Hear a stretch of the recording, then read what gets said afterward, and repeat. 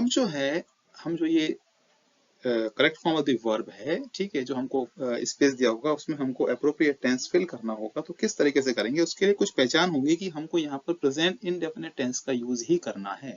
Okay, तो सबसे पहले हम यहाँ पर एडवर्ब्स ऑफ टाइम जो है हम उस सेंटेंस में ढूंढेंगे।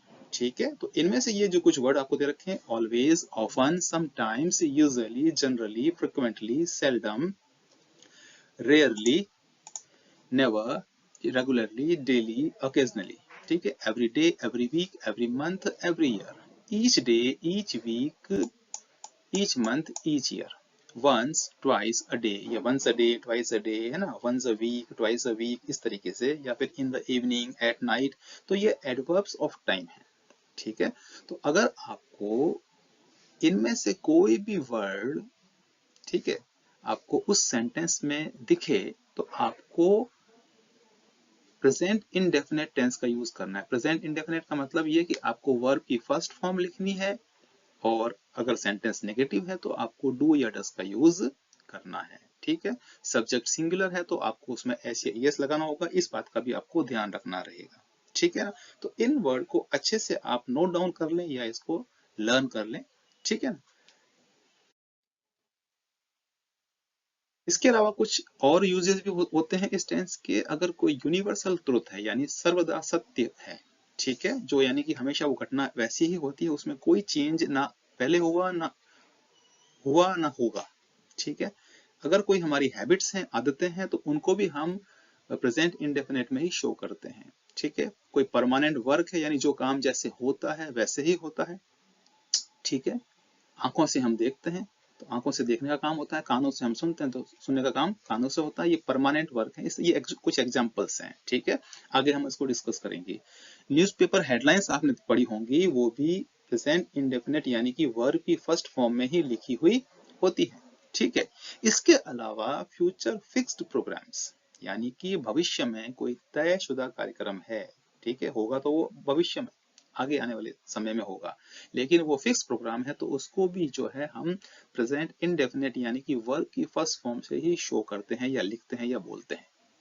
ठीक है, और इसके अलावा कुछ सर्टेन वर्ब्स हैं जिसमें हम आईएनजी का यूज नहीं कर सकते या नहीं करते हैं। ठीक है, ठीक है ना, तो वहां पर जो है उनको भी हम वर्ब की फर्स्ट फॉर्म में लिखेंगे। ठीक है ना, क्योंकि अगर आप उन वर्ब्स में आईएनजी का यूज कर देते हैं तो उसका मीनिंग बदल जाता है। ठीक है, वो फिर वो जनरल वर्ब नहीं रहती है, उसका कुछ मीनिंग और हो जाता है। तो कुछ ऐसी क्रियाएं होती हैं, कुछ ऐसी वर्ब्स होती हैं जिसमें आप आईएनजी का यूज नहीं करते हैं। ठीक है, तो वहां पर भी हमको फर्स्ट फॉर्म का यूज करना है। ठीक है ना, तो ये कुछ आइडेंटिफिकेशन हो गई, पहचान हो गई। ठीक है, किस तरह से आप जो है पहचानेंगे कि मुझे यहाँ पर वर्ब की फर्स्ट फॉर्म का यूज करना है, डू डस का यूज करना है ना, यानी कि सिंपल प्रेजेंट या प्रेजेंट इंडेफिनिट का यूज करना है। ओके, अब हम प्रैक्टिस कर लेते हैं कुछ sentences. The minister in Jaipur at 4 PM on Sunday arrive. ठीक है, अब यहाँ पर क्या है, देखो यहाँ पर यह है कि भाई 4 PM ऑन संडे। ठीक है, इट मीन्स ये फ्यूचर में होने वाला कोई कार्यक्रम है, प्रोग्राम है मंत्री का जो कि फिक्स है।